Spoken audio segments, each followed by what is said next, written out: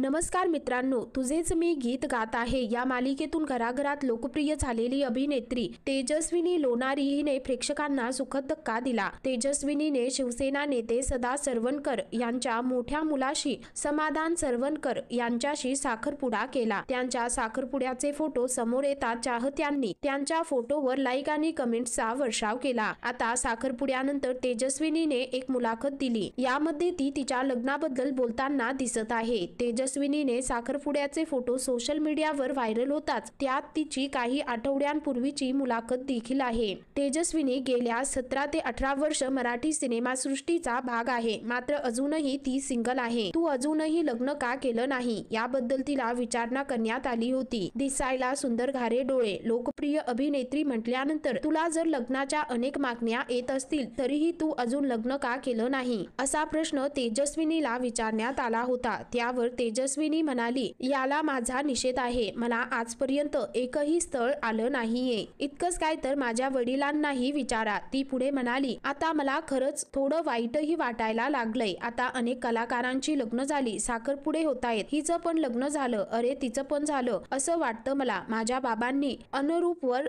Register केलं होतं पण काही झालं नाही असं तेजस्विनीने म्हटलं होतं। 50 जणांनी प्रपोज केलं असेल, लग्नासाठी एकही स्थळ आलं नाही, पण लग्न संस्थेवर माझा पूर्ण विश्वास होता। योग्य पार्टनर भेटला की नक्की लग्न करणार असं ती म्हणाली होती। तेजस्विनी सध्या 36 वर्षाची आहे। वयाच्या 36व्या वर्षी ती बोहल्यावर चढणार आहे।